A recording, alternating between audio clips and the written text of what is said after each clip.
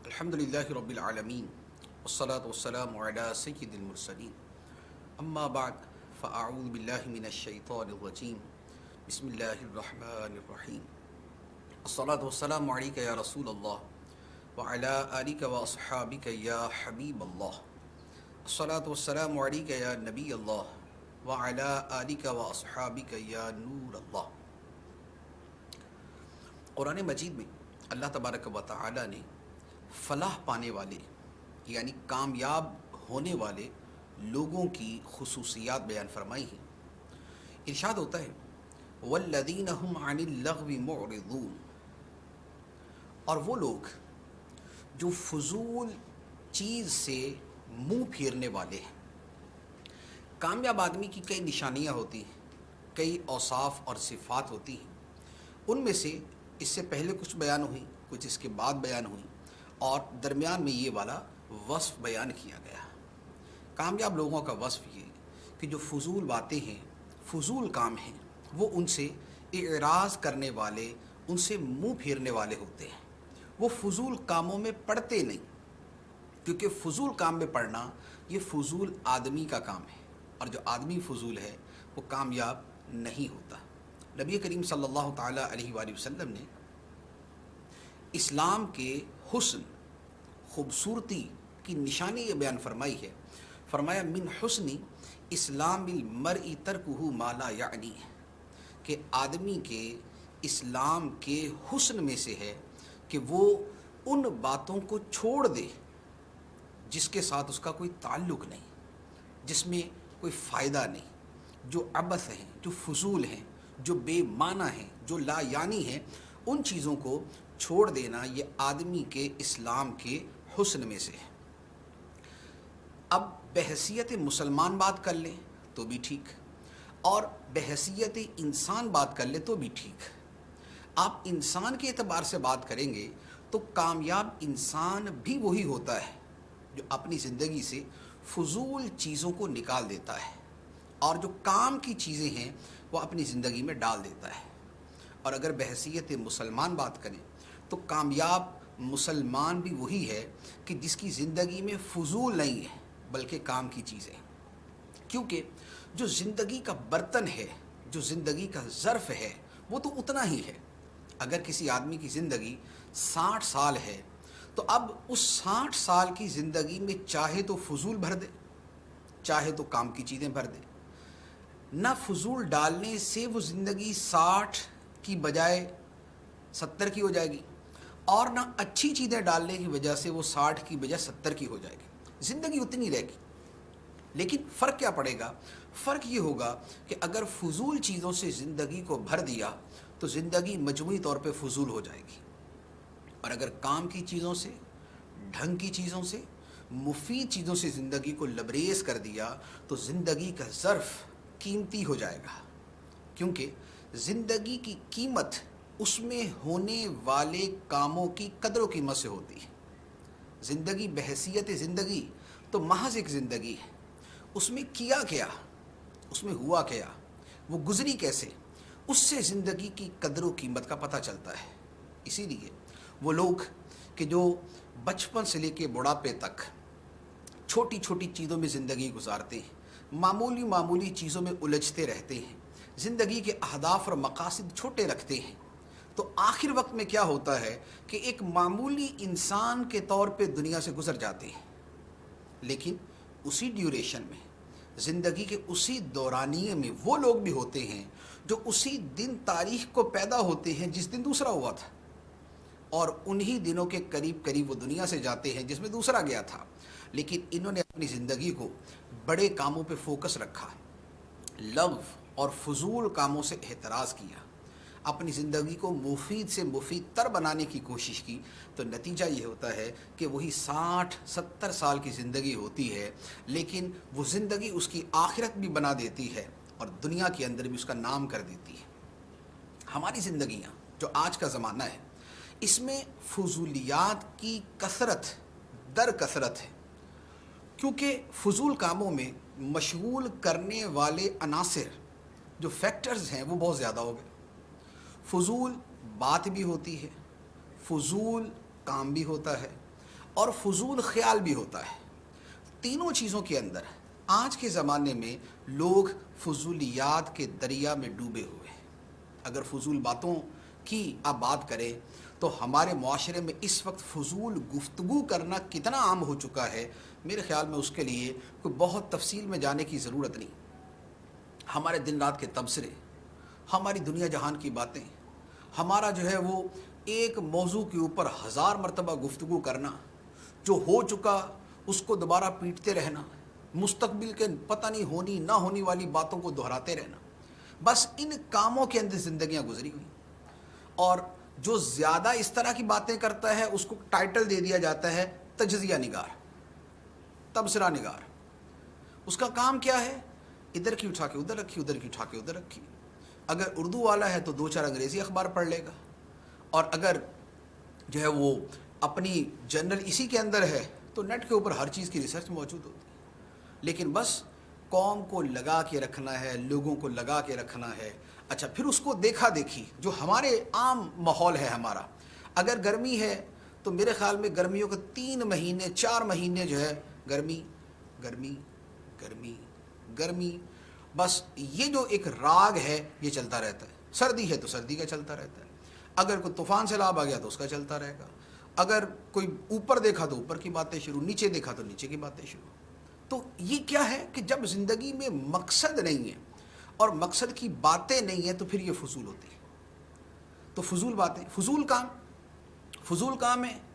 Remote ہاتھ میں ہے، ٹی وی سامنے ہے، 70 چینل ہیں، یہ دیکھا یہ دیکھا یہ دیکھا یہ دیکھا یہ دیکھا، 1 سے لے کے 70 تک پہنچے، اس کے بعد دوبارہ واپس آ گئے، پھر 1 سے لے کے 70 تک پہنچ جائیں گے، پھر اس کے بعد 1 سے 70 تک پہنچ جائیں گے. اچھا، 4 بجے کی خبریں دیکھی، پھر 4:30 کی دیکھی، پھر 5 کی دیکھی، پھر 5:30 کی دیکھی، پھر 6 کی دیکھی، پھر 6:30 کی دیکھی، پھر 7 کی دیکھی، پھر 7:30 کی دیکھی. یوں آنکھیں بند ہونے تک خبریں چل رہی. اوپر سے موبائل کے اندر نوٹیفیکیشن لگائے ہوئے کہ ارجنٹ، ایمرجنسی، تازہ ترین، فلاں فلاں، ہر تھوڑی دیر کے بعد یہ ہو گیا، ہر تھوڑی دیر کے بعد یہ ہو گیا. اور وہ ایک بات 10 مرتبہ ریپیٹ ہو کے آتی ہے اور ہم آرام سے بیٹھ کے دیکھ رہے ہوتے ہیں. یہ کیا ہے؟ فضول کام. اسی طرح فیس بک کھولا، ایک شے دیکھی، اس کے نیچے دوسری، اس کے نیچے تیسری، اس کے نیچے چوتھی، پھر دیکھتے ہی رہے. اسی طرح اور جو بہت سے اس طرح کے سوشل میڈیا کے جو فارمیٹس ہیں، جو اس کے فورمز ہیں، تو جس پہ جاتے ہیں گھس گئے اس کے اندر، یوٹیوب پہ چلے گئے، لگے ہوئے اسی کو. یہ کیا ہے؟ فضول کام، کہ بس لگ گئے تو لگ گئے، مقصد کوئی نہیں. یہ ہے لا یعنی، یہ ہے لغو، یہ ہے عبث، یہ ہے فضول. فضول خیالات جو تیسری ہے وہ کیا ہے؟ بیٹھے ہوئے خوابوں کے اندر دنیا کے امیر ترین بن گئے، خوابوں کے اندر دنیا کے یہ بن گئے، خوابوں کے اندر دنیا کے وہ بن گئے، منصوبے، پلانر، پروجیکٹ، نہ جانے کیا کیا، پروفیشنلزم، یہ وہ سب بھئی یہ چل رہے ہیں. بھئی کیا یہ ہے کہ باتیں کروڑوں کی، دکان پکوڑوں کی. تو بات یہ ہے کہ ہماری زندگی میں بحیثیت مسلمان آپ دیکھ لیں یا بحیثیت انسان دیکھ لیں، ہم ہر اعتبار سے اکثریت جو ہماری ہے وہ اسی فضول یا تو کلام میں ہے، یا فضول کام میں ہے، اور یا فضول خیال میں. اور جب تک یہ 3 چیزیں موجود ہیں یا 3 میں سے کوئی ایک شے موجود ہے تب تک زندگی میں ترقی نہیں ہو سکتی، زندگی میں بندہ آگے نہیں بڑھ سکتا، زندگی میں کامیابی نہیں پا سکتا. گپے مارنے والے کامیاب نہیں ہوتے، فضول کاموں میں لگنے والے کامیاب نہیں ہوتے. وہ خود بھی ناکام ہوتے ہیں اور جن کو اپنے ساتھ لگا کے رکھتے ہیں ان کا بھی ستیہ ناش کرتے ہیں. تو جو فضول لوگوں کی صحبت میں بیٹھنے والا ہے وہ بھی بالآخر ناکام ہو جاتا ہے. تو قرآن نے نسخہ کیا دیا؟ فرمایا فلاح پا گئے وہ ایمان والے، قد افلح المؤمنون الذین هم فی صلاتهم خاشعون والذین هم عن اللغو معرضون.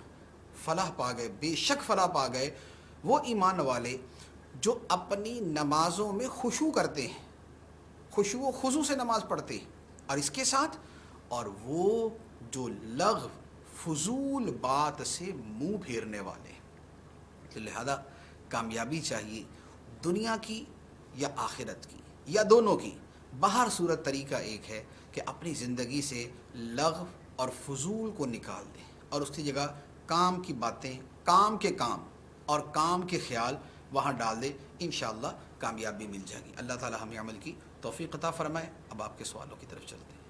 ماشاءاللہ کافی تعداد میں سوالات کا سلسلہ شروع ہو چکا ہے۔ کامران ابرار نے یہ کہہ رہے ہیں کہ مفتی صاحب سے میرا یہ سوال ہے کہ حضور صلی اللہ تعالیٰ علیہ وآلہ وسلم کو اب بھی علم غیب حاصل ہے؟ کیا اللہ نے سب نبیوں کو علم غیب عطا کیا ہے؟ نبی کریم صلی اللہ تعالیٰ علیہ وآلہ وسلم کو اب بھی غیب کا علم حاصل ہے۔ اللہ تعالیٰ نے آپ کو جو کمال عطا فرمایا وہ آپ سے واپس نہیں لیا۔ اللہ تعالیٰ نے آپ کو نبی بنایا تو آپ سے نبوت واپس نہیں لی، آپ کو رسول بنایا تو آپ سے رسالت واپس نہیں لی، آپ کو اعزاز و اکرام عطا فرمایا تو آپ سے واپس نہیں لیا، آپ کو علم عطا فرمایا تو آپ سے واپس نہیں لیا۔ کیوں؟ اس لیے کہ اللہ تعالیٰ ارشاد فرماتا ہے وَلَلْآخِرَةُ خَيْرٌ لَكَ مِنَ الْأُولَىٰ، اور اے حبیب تیری ہر آنے والی گھڑی، ہر آنے والا لمحہ پہلے سے بہتر ہے۔ تو جب نبی پاک علیہ الصلوۃ والسلام کو اس ظاہری دنیا کے اندر غیب کا علم دیا گیا تو آنے والی جو گھڑی ہے وہ اس سے بہتر ہے، لہذا اس میں اضافہ ہوا۔ تو نبی پاک علیہ الصلوۃ والسلام کے علم مبارک میں دم بدم مسلسل اضافہ ہے، مسلسل اضافہ ہے۔ اب رہا انبیاء علیہم الصلوۃ والسلام کا علم غیب، تو اللہ تعالیٰ نے تمام انبیاء علیہم الصلوۃ والسلام کو غیب کا علم عطا فرمایا۔ اس کی دو دلیلیں عرض کرتا ہوں۔ پہلی دلیل تو یہ ہے کہ ہر نبی کو نبی کہا جاتا ہے، ہر نبی کو نبی کہا جاتا ہے، اور نبی کا معنی ہی یہ ہوتا ہے غیب کی خبریں دینے والا۔ تو لہذا جو بھی نبی ہوگا اس کا مطلب یہ ہوا کہ وہ غیب کی خبریں دینے والا ہوگا، تو لہذا ہر نبی کو علم غیب ہوتا ہے۔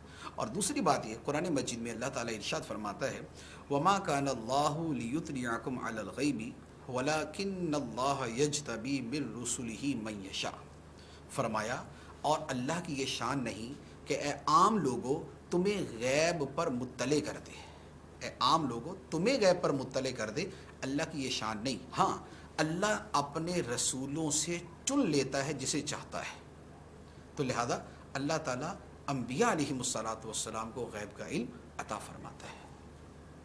یہ ملک عمر ہیں، یہ کہہ رہے ہیں کہ باہمی اتفاق سے جائیداد کی خرید و فروخت کروانے والا پراپرٹی ڈیلر زیادہ سے زیادہ کتنا فیصد کمیشن لے سکتا ہے؟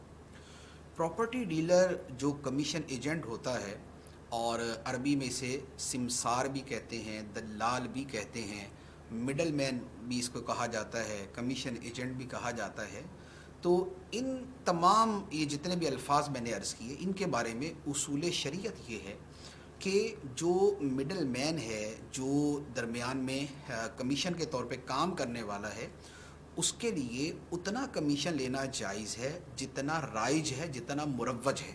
مثال کے طور پہ اگر 1%، 2% کمیشن لوگوں میں رائج ہے تو یہ جو درمیانہ والا بندہ ہے یہ اتنا ہی لے سکتا ہے، یہ 3% نہیں لے سکتا۔ لہذا اس کا دار و مدار جو ہے وہ عرف کے اوپر ہوتا ہے کہ عرف اور رواج کے اندر جتنے % کمیشن جس شے کے اندر رائج ہے اتنا لیا جائے گا۔ تو پراپرٹی کے اندر عمومی طور پہ 1 یا 2% ہوتا ہے، عمومی طور پہ کہہ رہا ہوں، ہو سکتا ہے کسی علاقے میں اس سے جدا بھی ہو، لیکن اور چیزوں میں ہو سکتا ہے زیادہ ہو۔ کوئی دوسرا کاروبار ایسا ہے کہ جس کے اندر کوئی 10% کمیشن ہوتا ہے، اگر وہاں 10% ہے تو وہاں 10% تک جائز ہوگا، وہاں 11% جائز نہیں ہوگا۔ تو دار و مدار یہ ہے کہ اس کام کے اندر اس جگہ پہ کتنا کمیشن، کتنے % کمیشن لوگوں کے اندر رائج ہے، اس کے اعتبار سے دینا جائز ہوتا ہے۔ فیصل نے کہہ رہے سیدہ کا غیر سید سے شادی کرنا کیسا؟ سیدہ کا غیر سید سے شادی کرنا کیسا؟ اس کی مختلف صورتیں بنتی ہیں۔ ایک صورت تو یہ ہے کہ سیدہ کا جو غیر سید سے نکاح ہے یہ اس سیدہ کا باپ کر رہا ہے یا اس کا دادا کر رہا ہے، جسے کہا جاتا ہے ولی اقرب، یعنی باپ ہے تو وہ، نہیں ہے تو دادا۔ اگر تو یہ اس کے یہ ولی کر رہے ہیں تو پھر تو وہ جہاں بھی کر دیں اس میں اجازت ہے، وہ غیر سید خواہ کسی بھی ذات کا ہو اس کے ساتھ اس کا نکاح کرنا جائز ہے۔ دوسری بات وہ یہ ہے کہ سیدہ کا ایک ہے غیر سید سے نکاح، لیکن وہ غیر سید قریشی ہے۔ اب اگر وہ قریشی ہے تو قریشیوں میں سیدہ کا نکاح ہو سکتا ہے، اس میں کوئی مسئلہ نہیں ہے، یعنی وہ جو اولیاء کو جو اس کے سرپرستوں کو اعتراض کا حق تھا وہ وہاں سے ختم ہو جاتا ہے، جبکہ وہ اپنے جب وہ قریشیوں میں کرتی تو اب اگرچہ وہ قریشی سید نہ ہو، مثال کے طور پہ قریشی ہے اور وہ ہاشمی ہے یا وہ عباسی ہے یا وہ علوی ہے تو اس سے نکاح جائز۔ تیسری صورت یہ ہے کہ سیدہ کا نکاح ہے غیر سید غیر قریشی کے ساتھ۔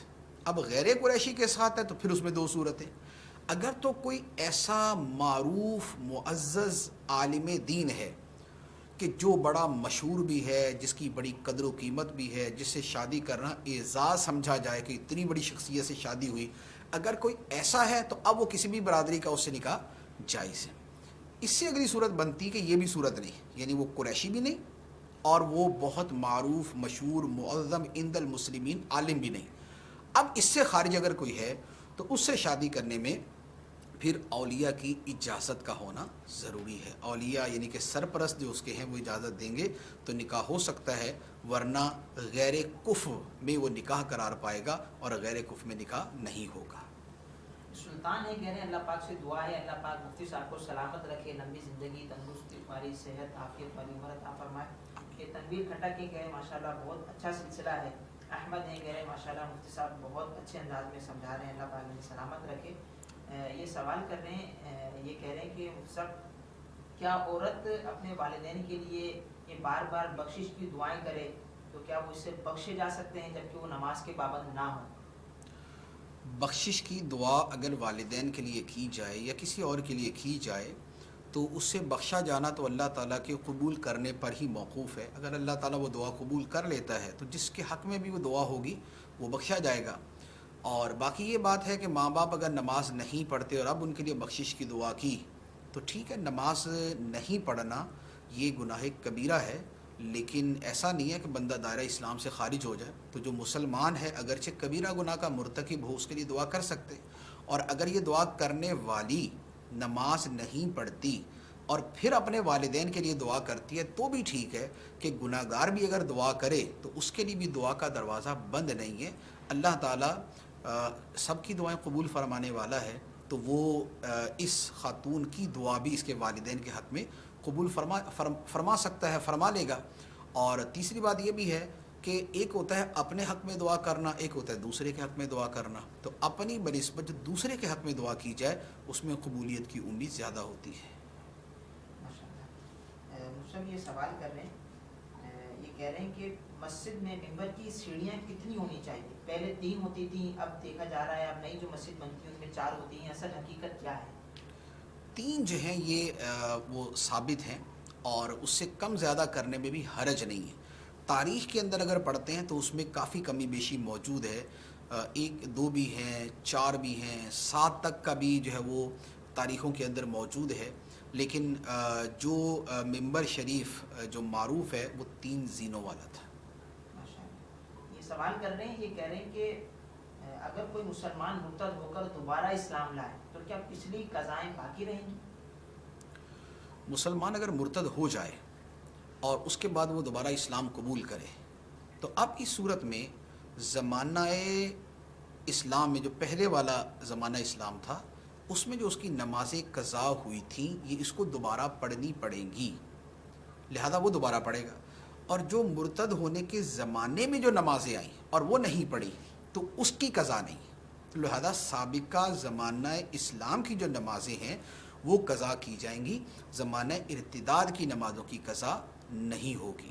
ہاں، اس کے ساتھ ایک مسئلہ یہ ہے کہ اگر زمانہ اسلام میں حج کیا تھا تو ارتداد کی وجہ سے حج باطل ہو گیا، اب جب اسلام قبول کیا تو اگر دوبارہ حج کی جو ہے وہ شرائط اور استطاعت پائی گئی تو دوبارہ حج کرنا فرض ہو جائے گا۔ کہہ رہے ہیں اسلامک بینکنگ میں جو مضاربہ ملتا ہے کیا وہ جائز ہے یا نہیں؟ ایک ہے جو مضاربت شرعی اعتبار سے ایک کاروبار کا طریقہ ہے، اور ایک یہ ہے کہ جو اسلامک بینکس کرتے ہیں۔ دیکھیں، مضاربہ جو ہے یہ تو شریعت نے بیان فرمایا ہے۔ مضاربہ یہ ہوتا ہے کہ ایک بندے کے پیسے ہوتے ہیں اور دوسرا بندہ کام کرتا ہے۔ مثال کے طور پہ کسی آدمی کو میں 10 لاکھ روپیہ دے دوں کہ بھئی آپ اس سے کاروبار کریں، اب وہ اس سے کپڑا خرید کے بیچتا ہے یا اس سے کوئی اور شے خرید کے بیچتا ہے، تو اب کیا ہوگا کہ میں جو ہے اس کا کہلاتا ہوں رب المال، مال کا مالک، اور وہ جو بندہ کام کرنے والا ہے اسے کہا جاتا ہے مضارب، یعنی کہ مداربت پہ کام کرنے والا۔ ایک اعتبار سے مجھے سلیپنگ پارٹنر کہیں گے، اسے ورکنگ پارٹنر کہیں گے۔ تو یہ تو شریعت کے اندر جائز ہے۔ پھر اس کی شرائط ہیں، اس کی شرائط میں سے جیسے یہ ہے کہ جو نفع ہے وہ تو جو آپس میں طے کر لیں، مثلا طے کر لیا 50% میرا نفع 50% تمہارا ہوگا، ٹھیک۔ اور ایک یہ ہے کہ یعنی اس کو کم زیادہ کر لیا جائے تو بھی ٹھیک، لیکن جو نقصان ہوگا مداربت میں، جو نقصان ہوگا وہ صرف مال کے مالک کا ہوگا۔ مثال کے طور پہ 10 لاکھ روپیہ دیا، اس میں سے 5 لاکھ روپے ضائع ہو گئے، تو یہ 5 لاکھ روپے پورے کے پورے میرے ضائع ہوئے۔ ایسا نہیں ہے کہ 2.5 لاکھ روپیہ اس کا گیا، 2.5 لاکھ روپیہ میرا گیا، یہ تو ہے مداربت۔ اب رہا کہ اسلامک بینکنگ کے اندر جو مداربت کی جاتی ہے وہ کیا ہے، تو دیکھیں اس کا دار و مدار اسپیسیفک کیس کے اوپر ہوتا ہے، کون سا بینک کس اعتبار سے مداربت کرتا ہے۔ تو وہ تو جو مداربہ ایگریمنٹ ہوتا ہے وہ سامنے ہو اور اس کو دیکھا جائے، اور پھر اس کے بعد یہ دیکھنا ہوتا ہے کہ عملی طور پر بھی ایسا ہی ہو رہا ہے یا نہیں۔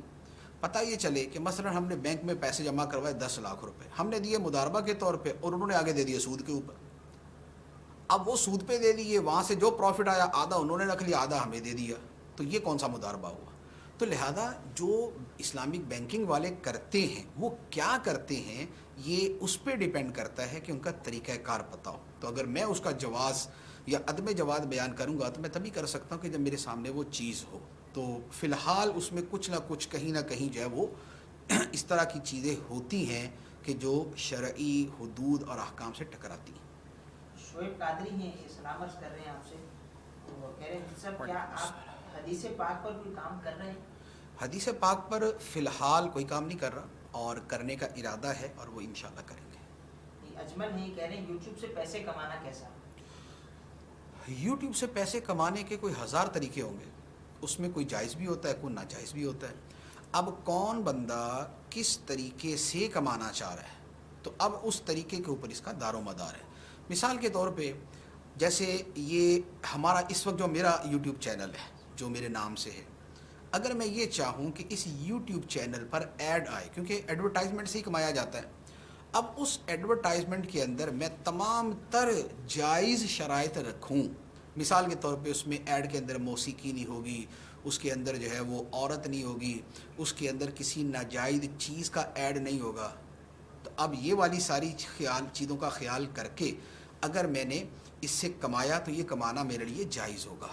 تو لہذا دار و مدار اس کے اوپر ہے کہ وہ جو ایڈ تھی وہ اپنی تمام مالہ مالہ یعنی جو بھی اس کے متعلق احکام ہیں ان سب کے اعتبار سے جائز ہے، یعنی اگر جائز ہے تو کمائی جائز ہے، اگر ناجائز ہے تو کمائی بھی ناجائز ہوگی۔ یہ اشفاق احمد یہ کہہ رہے ہیں مجھ سے سوال ہے کہ نکاح کے بعد رخصتی میں تاخیر کتنے عرصے تک جائز ہے؟ نکاح کے بعد رخصتی میں تاخیر کی شرعی اعتبار سے کوئی حد نہیں ہے۔ ایک تو یہ ہے کہ نکاح کے بعد کیا تاخیر سے نکاح پہ فرق پڑتا ہے، یعنی ایسا تو نہیں ہے کہ 3 سال تک اگر رخصت نہیں ہوئی تو نکاح ہی گیا، تو ایسا کوئی مسئلہ نہیں۔ نکاح ہو گیا، اب اس کے بعد 70 سال بھی اگر رخصتی نہ ہو تو نکاح پہ کوئی فرق نہیں پڑتا، کیونکہ نکاح سے جو نکاح توڑنے والی چیز ہے وہ کوئی نہیں پائے گی۔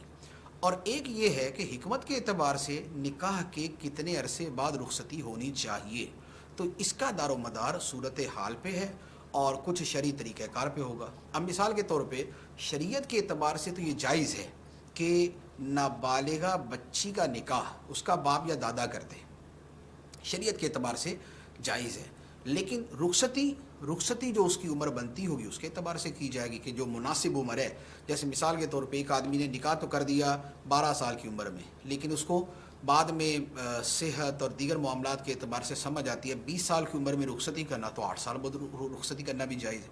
ایک لڑکی کا نکاح ہوا 18 سال کی عمر میں، اب اس کے بعد تعلیم کی وجہ سے کسی اور وجہ سے تاخیر کر دی تو 21 سال کی عمر میں رخصتی ہو سکتی، 3 سال بعد ہو سکتی، تو شرعی اعتبار سے اس کی کوئی حد نہیں۔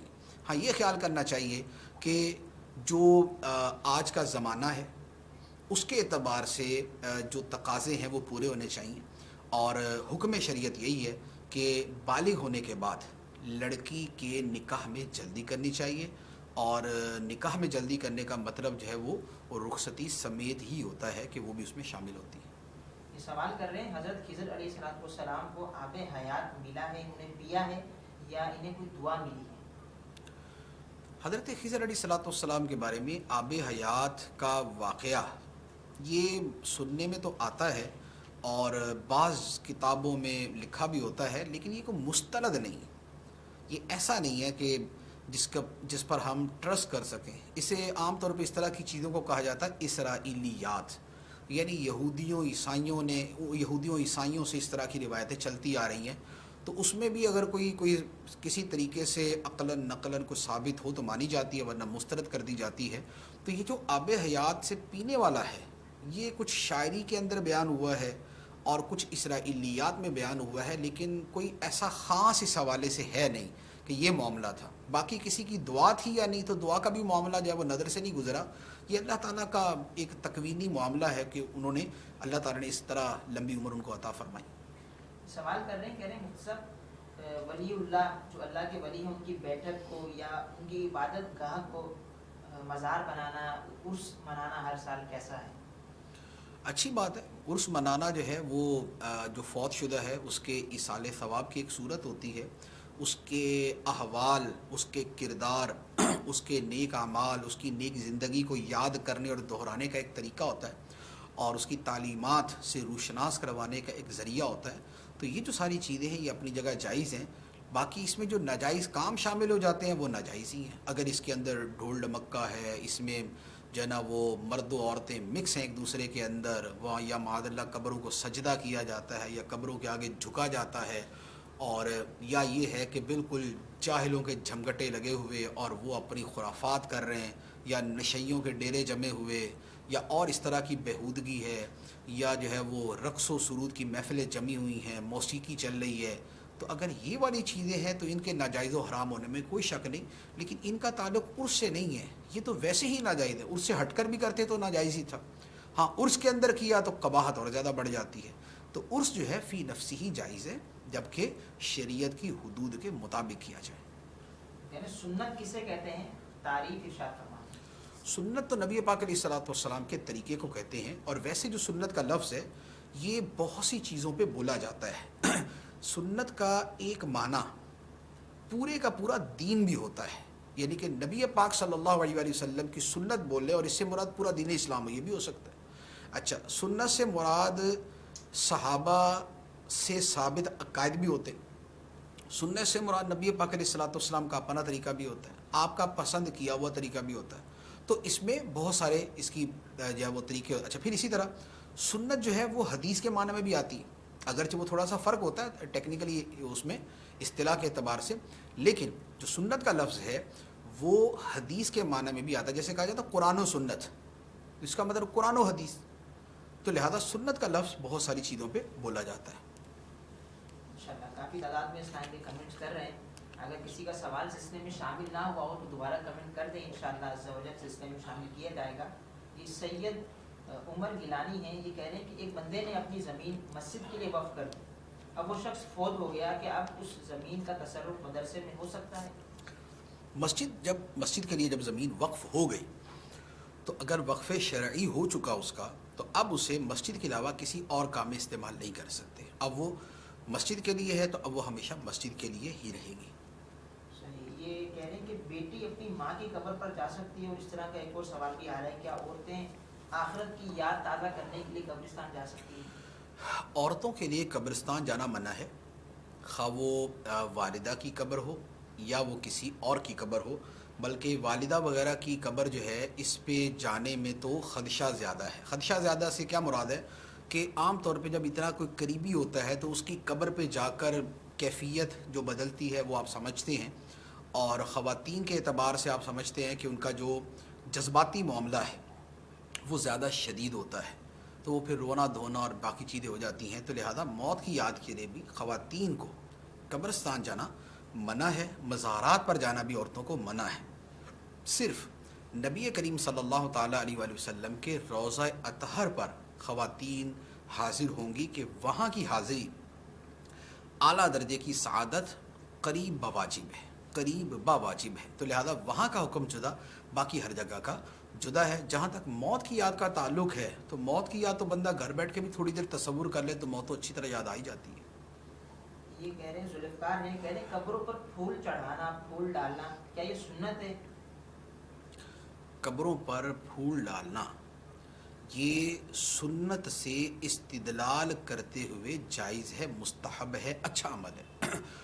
یہ بخاری شریف کی روایت ہے، نبی پاک صلی اللہ تعالیٰ علیہ وآلہ وسلم ایک مرتبہ دو قبروں کے پاس سے گزرے اور آپ نے فرمایا کہ ان دونوں قبر والوں کو عذاب ہو رہا ہے، اور پھر فرمایا کہ ان کو کسی بڑے کام کی وجہ سے عذاب نہیں ہو رہا، یعنی کوئی اتنا بڑا کام نہیں تھا جس سے بچنا مشکل ہو، بچنا آسان تھا لیکن یہ نہیں بچتے تھے تو ان کو عذاب ہو رہا ہے۔ ایک چغلی کھایا کرتا تھا، آپس میں لڑائی کروانا، اور دوسرا پیشاب کے چھینٹوں سے نہیں بچتا تھا۔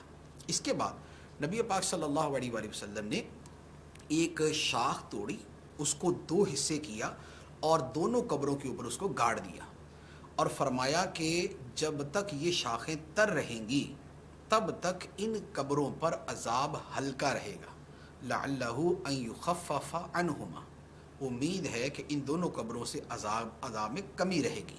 تو یہ ہے نبی پاک علیہ الصلوۃ والسلام کا عمل۔ اس حدیث مبارک سے آگے پھر بزرگان دین، ائمہ محدثین نے یہ استدلال کیا کہ قبروں کے اوپر تر شاخ رکھنا یا ان پہ پھول ڈالنا یہ اس قبر والے کے لیے عذاب میں تخفیف کا، کمی کا باعث بنتا ہے۔ تو یہ حدیث مبارک ہے اور اس کے ضمن میں پھر محدثین نے اسے بیان فرمایا ہے۔ ٹوٹے ہوئے برتن میں کھانا کھانا کیسا؟ ٹوٹے ہوئے برتن میں کھانا مناسب نہیں ہے۔ وجہ یہ ہے کہ ٹوٹے ہوئے برتن میں جو جراثیم ہیں وہ پوری طرح دھلتے نہیں ہیں، اس کو دھویا بھی جائے گا تو ٹوٹی ہوئی جگہ پہ جو جراثیم ہیں وہ موجود رہتے ہیں اور یہ صحت کے لیے نقصان دہ ہے، تو اس سے علماء کرام نے منع فرمایا ہے۔ یہ قصور عالم ہے، کہہ رہے ہیں سب قرآن کریم میں کتنی بار نماز کا ذکر آیا ہے، کیا اس کی کوانٹٹی ملتی ہے؟ اس کے حوالے سے کتابوں میں تعداد تو ذکر کی ہوئی ہے لیکن اس میں اختلاف ہے کہ صرف نماز کا کتنی مرتبہ تذکرہ ہے، نماز اور زکوٰۃ کا کتنی مرتبہ تذکرہ ہے، تو مختلف اقوال ہیں۔ بعد نے 700 مرتبہ بھی ذکر کیا ہے کہ نماز کا قرآن مجید میں 700 مرتبہ تذکرہ ہے، لیکن شاید وہ 700 مرتبہ صراحتاً نہیں ہے، صراحتاً، اشارتاً، کنایتاً سب مل کے شاید اتنی تعداد بنتی ہوگی۔ تو یوں کہ علماء کرام نے بیان فرمایا لیکن وہ حتمی تعداد نہیں ہے، اس میں اکثر جو ہے وہ اختلاف ہوتا ہے۔ یہ سوال کر رہے ہیں، کہہ رہے ہیں کہ اگر موبائل میں قرآن پاک کی اپلیکیشن ڈاؤن لوڈ کی تو دوبارہ اس کو ڈیلیٹ کر سکتے ہیں؟ اپلیکیشن قرآن مجید کی اگر موبائل میں ڈاؤن لوڈ کی ہے تو اسے ڈیلیٹ کر سکتے ہیں، کسی بھی جو ہے وہ مقصد کے پیش نظر کر سکتے ہیں۔ بعض اوقات یہ ہوتا ہے کہ ہم نے ڈاؤن لوڈ تو کی ہے لیکن اس میں اس قدر فیچرز ہیں، اس کے اندر اس قدر فنکشنز ہیں کہ وہ سارے ہمیں ڈسٹرب کرتے ہیں، تو اب ہم نے ڈیلیٹ کر دیا تاکہ دوسرا جو کوئی سنگل فنکشن والا ہے وہ ہم استعمال کریں، یا جو اس کا فونٹ ہے یا اس کا جو سائز ہے وہ ہمیں سمجھ نہیں آ رہا، یا یہ ہے کہ ہم جس انداز میں اس کو استعمال کرنا چاہ رہے ہیں تو اس کے متعلقہ فنکشن اس کے اندر نہیں ہے، اس وجہ سے ڈیلیٹ کر دیا، یا کوئی بھی وجہ نہیں ہے پھر بھی ڈیلیٹ کر دیا، تو بہرحال شرعی اعتبار سے اس میں کوئی حرج نہیں ہے۔ یہ سوال کر رہی ہے اسلام بہن، کہتی ہیں کیا شرعی عذر کے دوران آیت کریمہ پڑھ سکتی ہیں، اور یہ بھی پوچھ رہی ہیں کیا مدنی قاعدہ پڑھا سکتی ہیں؟ شرعی عذر سے مراد غالباً یہی ہے کہ جو عورتوں کے ماہواری کے ایام ہوتے ہیں تو ان ایام میں قرآن مجید کی کوئی آیت پڑھنا یہ جائز نہیں ہے۔ اور جہاں تک مدنی قاعدہ پڑھانے کا تعلق ہے تو مدنی قاعدے کے جو مفردات ہیں، جو سنگل لفظ ہیں، وہ ایک ایک لفظ کر کے مفردات کے طور پہ پڑھا سکتے ہیں، اور جو اس میں آیتیں لکھی ہوئی ہیں وہ نہیں پڑھا سکتے۔ اچھا ہاں یہ ہے کہ یہ مدرسہ ہے کہ اس کا کام ہی تدریس کرنا، یا اس کا یہ روٹین کے اندر جو ہے وہ کسی کو پڑھاتی ہے، تو اب ایسی صورت کے اندر پھر اجازت ہے کہ ایک ایک کلمہ جدا جدا کر کے پڑھا جائے۔ جیسے یہ ہے الحمدللہ رب العالمین، تو اب اس میں الحمد یہ پڑھا اور سانس لے لیا، للہ رب العالمین، تو اب اس طرح گویا 4 سانسوں کے اندر 4 وقفے کر کے یہ جو آیت پڑھی مفردات کے ساتھ، تو یہ والا پڑھنا جائز ہے۔ اور اس میں بھی علماء فرماتے ہیں کہ اس میں مفردات یعنی الفاظ کے پڑھنے کی نیت کرے رادر دن کے اس میں آیت کے پڑھنے کی نیت کرے۔ ماشاءاللہ۔ یہ پوچھنے کیا سرکار صلی اللہ تعالیٰ علیہ وسلم کی سیرت پر کوئی کتاب تصنیف فرمانے کا ارادہ ہے؟ نبی کریم صلی اللہ تعالیٰ علیہ وآلہ وسلم کی سیرت پر، سیرت طیبہ پر کتاب لکھنے کا بالکل ارادہ ہے۔ انبیاء علیہم الصلاۃ والسلام کی سیرت پر کتاب لکھی ہے، اور اس کے آخر میں سرکار دو عالم صلی اللہ علیہ وآلہ وسلم کی سیرت کا بھی مختصر بیان کیا۔ لیکن آقا کریم علیہ الصلاۃ والسلام کی سیرت کا جو دائرہ ہے وہ بہت وسیع ہے، تو انشاءاللہ عز و جل اس کے اوپر جدا گانا جو ہے ایک بہت عمدہ انداز کے اندر کتاب لکھنی ہے۔ ماشاءاللہ، یہ سوال کر رہے ہیں کہ زندگی کا مقصد کیسے بنایا جائے؟ زندگی کا مقصد بنتا ہے سوچ سے۔ سوچ سے مراد یہ ہوتا ہے کہ بندہ کچھ عرصہ جو ہے وہ اپنے حوالے سے مسلمان ہونے کے طور پہ یہ سوچے کہ اس کا دنیا اور آخرت کے اعتبار سے کامیابی کا معیار کیا ہونا چاہیے۔ یہ دنیا آخرت میں نے اس لیے کہا کہ صرف دنیا کو معیار بنا کے اسی کا جو سوچنا ہے یہ محض دنیا داری ہے۔ دنیا کے ساتھ آخرت کو بھی ساتھ رکھنا چاہیے، بلکہ آخرت کے ساتھ دنیا کو رکھنا چاہیے۔ تو اب اس اعتبار سے مقصد بنایا جائے۔ مقصد میں کیا ہوتا ہے؟ مقصد ایک بڑا وسیع بھی ہوتا ہے، پھر اس کو اس کا ایک ٹائٹل جو ہے نا وہ جملہ بھی بن جاتا ہے، سنٹینس بن جاتا ہے۔ جو مقصد بنانا ہوتا ہے اس کے اندر کیا ہوتا ہے؟ جسمانی، روحانی، مالی، معاشی، معاشرتی اور علمی، عملی، تو ذاتی، یہ اس طرح کے 6-7 چیزیں ہوتی ہیں۔ مثال کے طور پہ جسمانی اعتبار سے ایک آدمی کا ہدف ہوتا ہے کہ میں اپنی صحت ایسی رکھوں گا۔ مالی اعتبار سے ایک ہدف ہوتا ہے کہ میں اتنا کماؤں گا اور اتنا میرے پاس مال ہوگا۔ اور علمی اعتبار سے ہوتا ہے کہ میں اتنا نالج گین کروں گا۔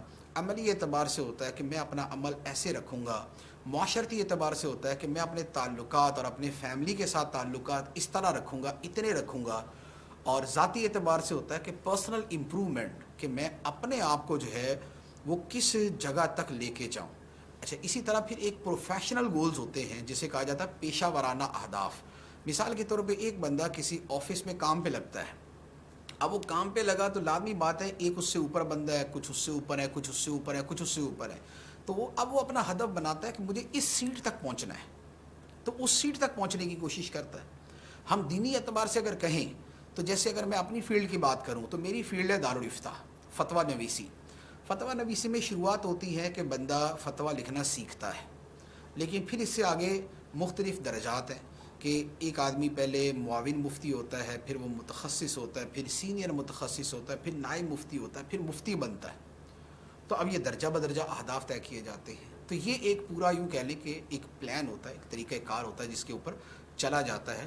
زندگی کا جو اوور آل مقصد ہے وہ یہ ہے کہ دنیا بھی اچھی رہے، آخرت بھی اچھی ہو جائے، بس یہ والا مقصد ہونا چاہیے۔ ماشاءاللہ۔ مسلم یہ سوال کر رہے ہیں حافظ عمران قریشی، کہہ رہے ہیں اگر کوئی دل میں نیت کر لے، زبان سے نہ بولے کہ فلاں مریض تندرست ہو گیا تو میں بقرہ نظر کروں گا، تو کیا یہ نظر ہو گئی؟ نظر کے لیے زبان سے الفاظ کا کہنا ضروری ہے۔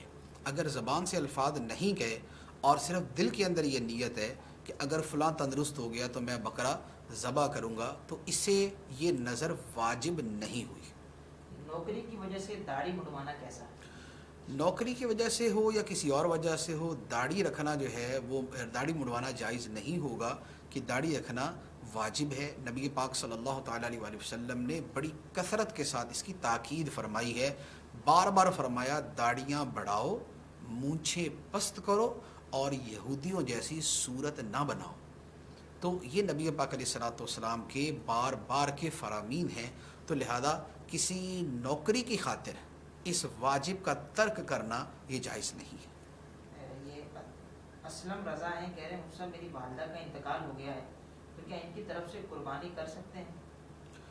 اللہ تعالیٰ ان کی والدہ کی بے حساب مغفرت فرمائے۔ والدہ کی طرف سے قربانی کر سکتے ہیں، یہ ایصال ثواب کی صورت ہے۔ تو اب اس کا طریقہ کار یہ ہوگا کہ جب قربانی کے ایام آئیں گے تو یہ قربانی اس نیت سے کریں کہ میں اس کا ثواب اپنی والدہ کو پہنچاتا ہوں، تو اس طور پہ یہ قربانی کریں۔ یہ عبید ہیں، قبرستان میں جوتے چپل پہن کر جانا کیسا ہے؟ قبرستان میں جانے کے آداب میں بزرگوں نے لکھا ہے کہ ننگے پاؤں جانا چاہیے، یہ آداب میں لکھا ہے، یعنی کہ یہ ضروری نہیں ہے، اچھا ہے کہ اس طرح کریں۔ لیکن آج کل جو قبرستانوں کی حالت ہے اس میں ننگے پاؤں چلا نہیں جا سکتا۔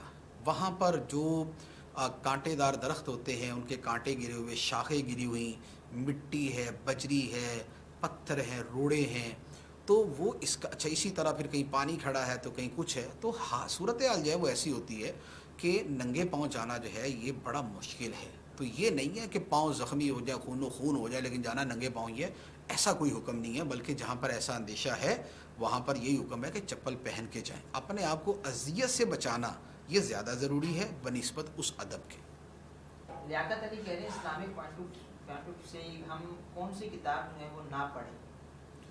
اسلامی پوائنٹ آف ویو سے ہر وہ کتاب کہ جو آپ کو دین سے دور کر دے، جو آپ کو فضولیات میں ڈال دے، جو آپ کا وقت ضائع کرے، اسے نہ پڑھیں.